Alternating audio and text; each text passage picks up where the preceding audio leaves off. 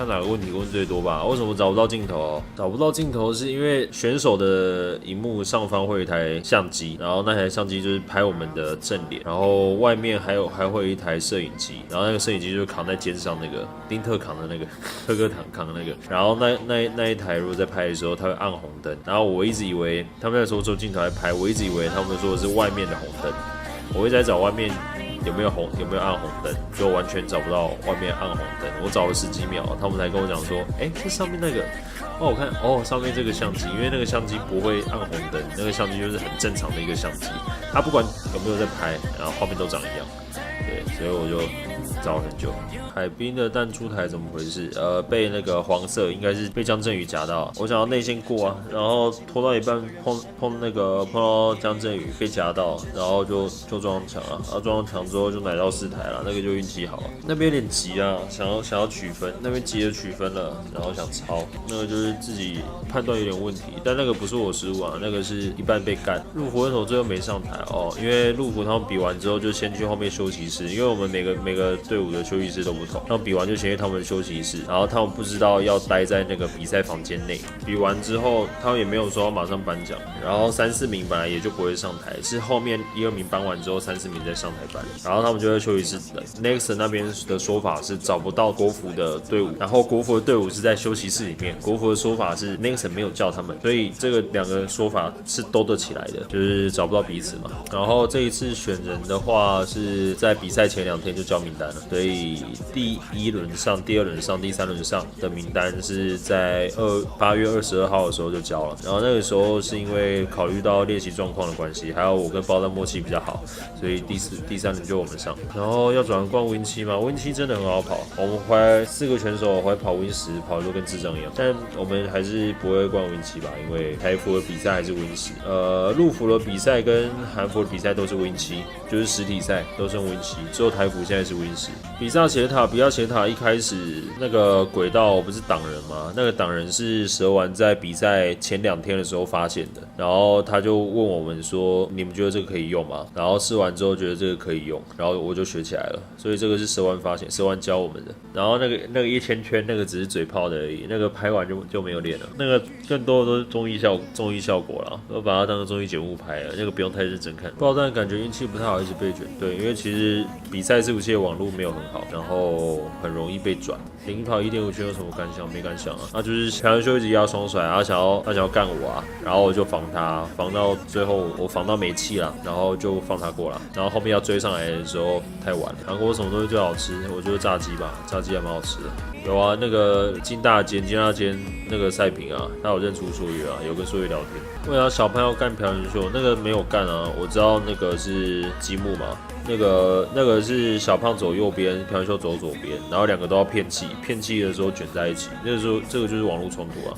那个没有卷在一起的话，就算碰到2个也是一样进终点1-2啊。如果要游玩，还会常去韩国吗？其实韩国的食物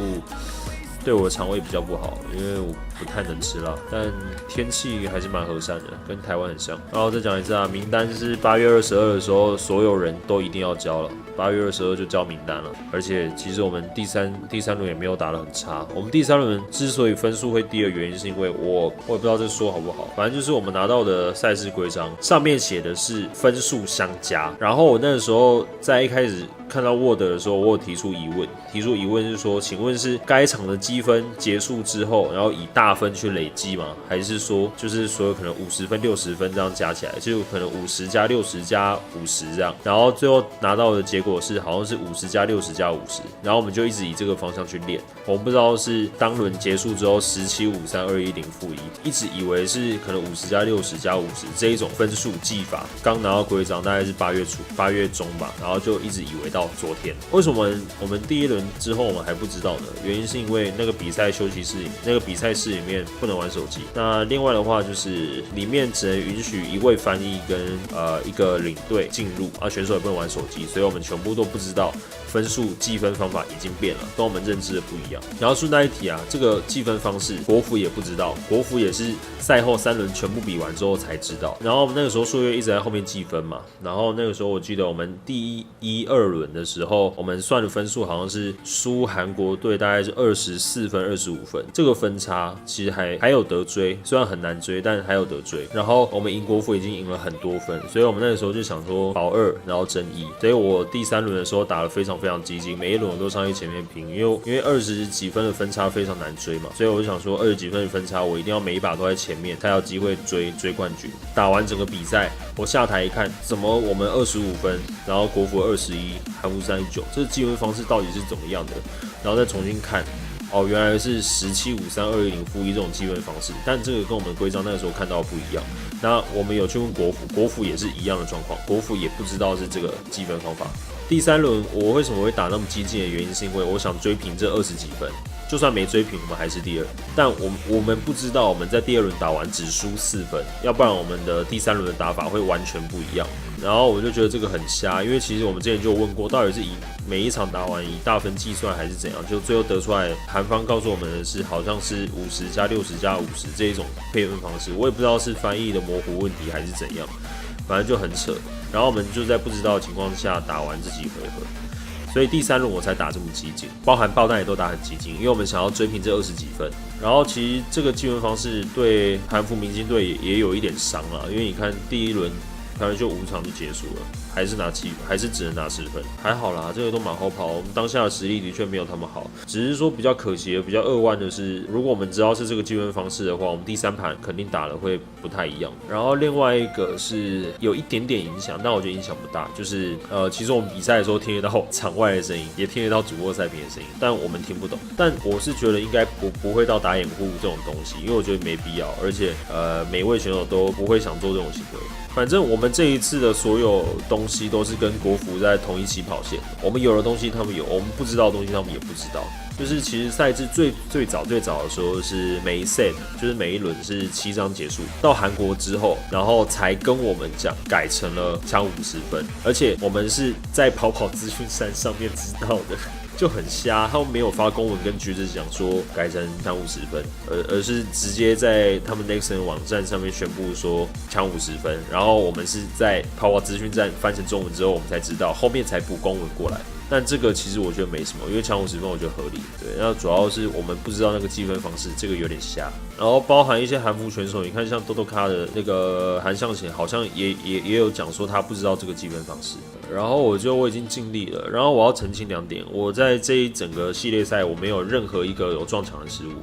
包含海滨我是被那个黄色的碰到他的车被他夹到，然后我死在内线，然后工厂是我一开始在第1，然后我被3S凹掉，他在一个超右路线然后进来超级内，然后我就被凹掉完之后呢，我那个旧车救不回来，被卷到齿轮里面，所以我那一场很惨。然后除此之外我几乎没有太多的失误，包含纽约也没有失误，纽约那个只是气没满，因为我们选手要考虑的东西很多，不能只照原本的跑法跑。纽约的倒数第4个弯那边不是2个右弯嘛，然后通常会断胎嘛，然后凑2颗，因为我感觉第2名的角度我会被凹，所以我就直接变成单拖，然后变1颗下去。那个左弯的话，我直接拉一个段位，这样的话是不是8分满，7、8分满？然后我下去要用地罩调整角度，顺便拉满1颗气。地罩完之后呢，只是变成一个左弯，然后接右弯嘛。那个左弯的那个气我没有满，差一点点，就差大概就1/9的气啦，就差一点点，然后没有满。然后我等它满之后，然后再飘下1颗，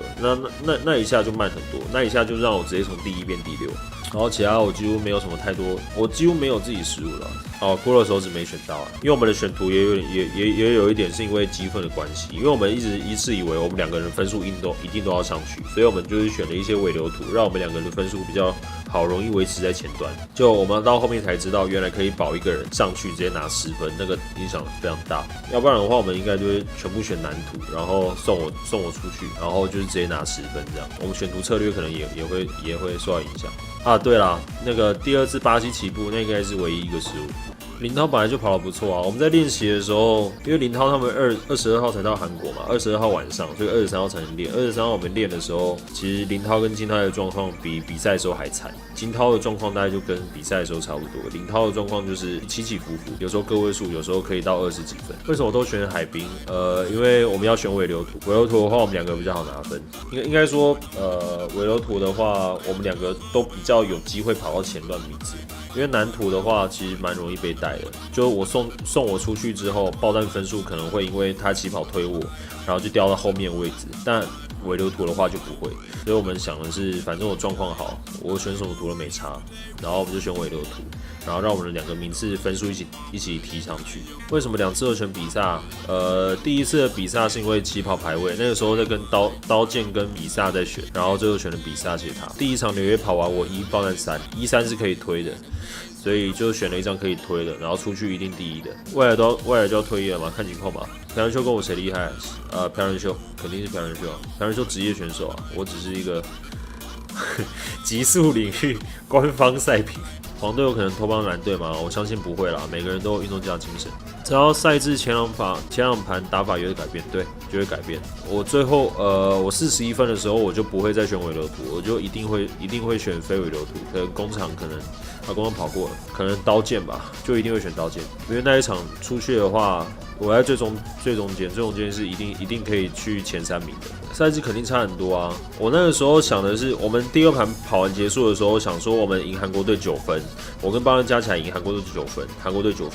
然后我们2个还很开心，你知道吗？我就想到我们加起来赢韩国队9分，我们可以追分，第3盘的时候再继续追。就谁知道就变成说第2盘是2个11分，没有啊！朴仁秀我一直觉得他是现在最强的但我一直觉得3伏地一定是小胖啊。就纵观以前到现在社会荣耀来讲的话，小胖肯定是最屌的但当前最强的实力肯定是朴仁秀啊，这个没得讲啊。爆弹一开始电脑是不是故障？对，他宕机，而且他连续宕机3台电脑，他换了3台电脑，那个裁判快中风了，感觉看起来。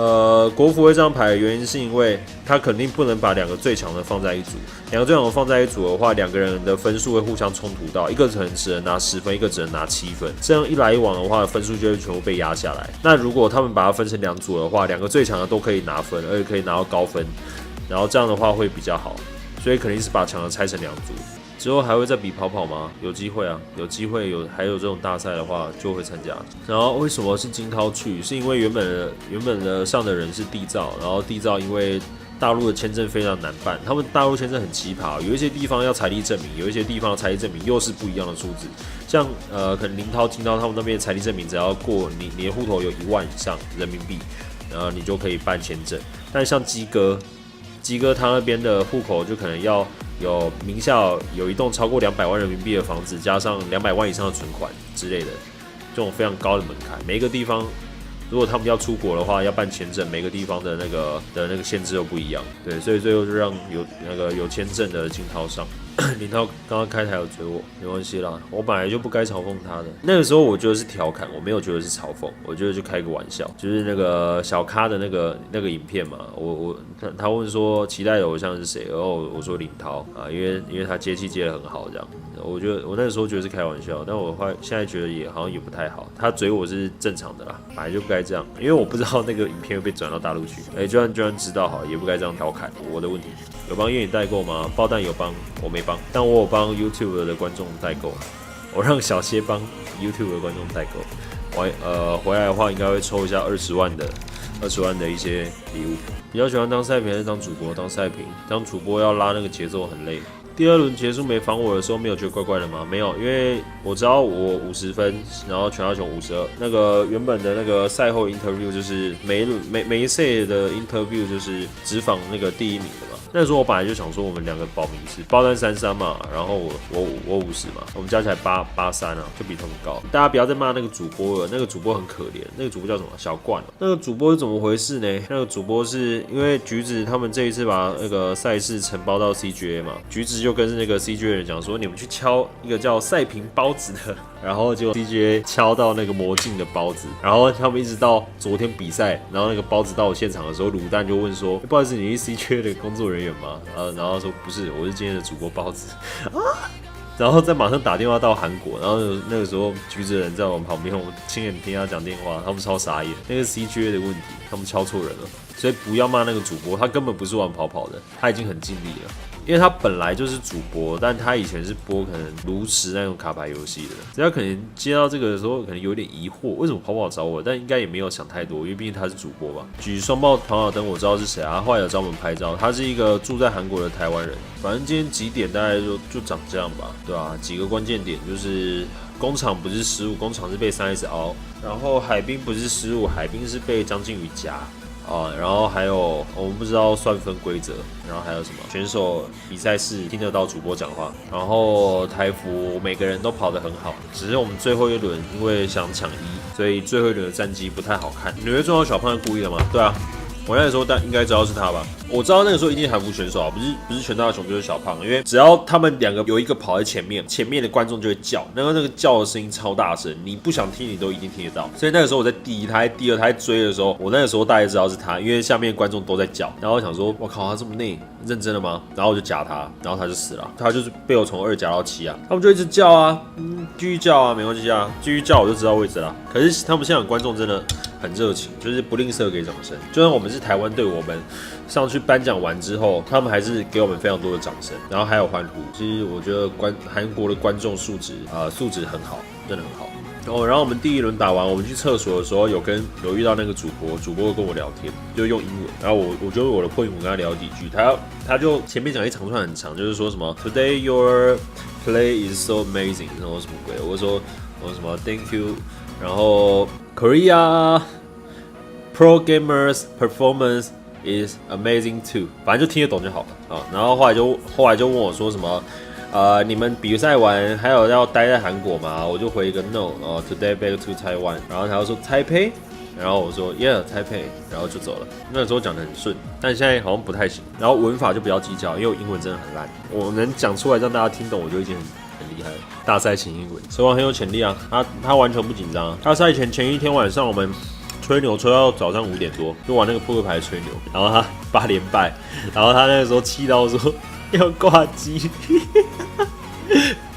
就比赛跑很好，他很厉害，心脏很大颗。女粉最多的是全大雄吧，全大雄帅啊。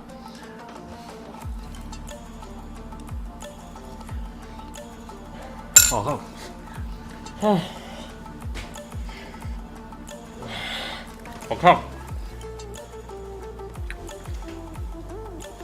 Hello， 大家好，我是包哥。我的 No Live 直播时间从这个月开始正式改为8点到11点喽，日期则是一样为每周的13、5、6。大家要牢记直播时间哦，记得来 No Live 找我玩哦。